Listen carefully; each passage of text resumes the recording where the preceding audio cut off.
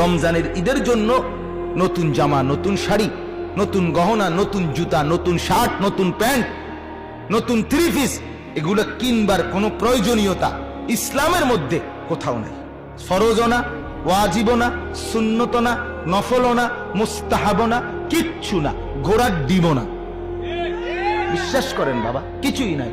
পবিত্র কাপড় পরা সুন্নত, পরিচ্ছন্ন কাপড় পরা সুন্নত, আর সেটা শুক্রবারেও সুন্নত, সেটা কোরবানির ঈদেও সুন্নত।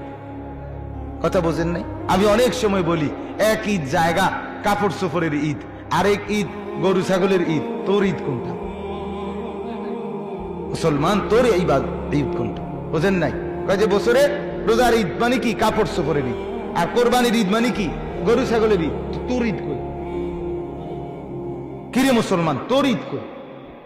একটা তো গরু ছাগলে নিল, আর একটা তো হাফ প্যান্ট আর ফুল প্যান্টে নিয়ে গেল, তো তুই কো? হেবড়া ভাত।